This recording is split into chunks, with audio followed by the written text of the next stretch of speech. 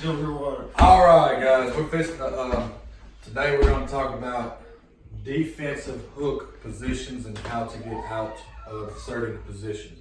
Well, how to get out of the hook if you get hit in the hook. We're gonna do a series. We're going to do a series. This is going to be part one. We're going to go over 2 moves. So, go ahead and do yours. I'm going to, boom, I hit him in the hook. All right, there's 3 lanes here. I can go sideways, right, which is one of the harder lanes. I can lap, which is one of the easier lanes in my opinion, or I can opener, right, which is probably the hardest.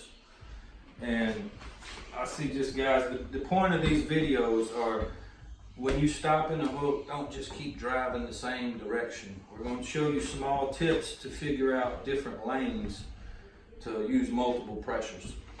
All right, so we'll show you. So my go-to defensive hook is when he hits me, boom, obviously you're gonna feel a lot of pressure on the wrist, right? So my first instinct is to drive as hard as I can this way until it stops. So I'm gonna go boom, I'm just driving with the palm, right? As hard as I can, say it stops right there, all right? My next move is gonna be, I'm driving down like a press, as hard as I can. This is gonna open up his hand right here. So you can come in, you'll see what I'm talking about. Boom, he hits me. I drive as hard as I can, say it stops. I'm gonna drive down. You can see his hand opening up right here as I drive down. I'm pulling on the thumb. Got a gap. I'm pulling on the thumb and the wrist right there. All right, and then I can push at that point. And it hurts really bad, as you can tell. I can push, all right? From that point, his hand is opened up. I can roll him. I can drag back. I'm so far down his wrist that it wouldn't matter what he did, really. I'd have to be a lot stronger than him. So you have to have this pressure until it stops. Most of you guys start out, or even some of the pros I see, they hit, boom, and they just keep trying to drive right there, and they end up like this, right? Or they try to get more deeper, right? But they don't use the pressures. You have to drive, like Justin was saying earlier, you drive down and up at the same time on that thumb and the bottom of the hand. So when it stops here, boom, I can't go anymore. I drive down, right? When that stops, I drive forward, and I can work from wherever position I want to. I basically have his whole hand. He took back hand position in the hook.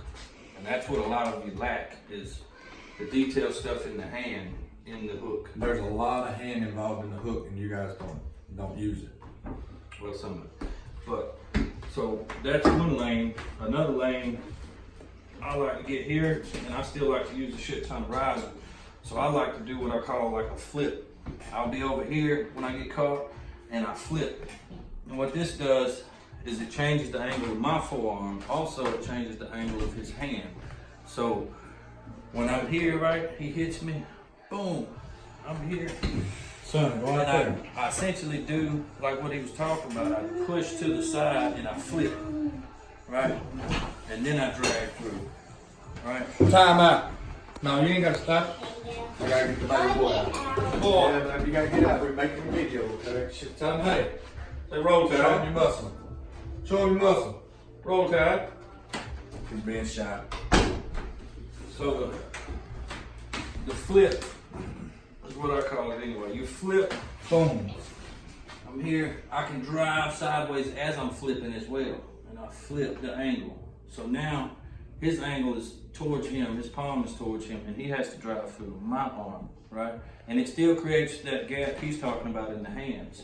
So I can either drive downward like he was talking about, or I can lap and roll his hand out. Which that would be the Ideal. Yeah, the ideal. And even if I can't drag his hand out, right, I'm here, this is so important. Because, all right, I drag out, right, I can't open his hand up. He starts opening me up, but I push this pressure. It's defend. You can't hardly defend that No. because you're driving sideways. When he drives down, you have to transfer to the bicep, and you're not gonna have time to do that. No. So it's all about controlling the pressure in the hook. And to me, multiple pressures and wrist control and hand control is a lot more important than most of you think. One thing I want to add to his that maybe you didn't notice.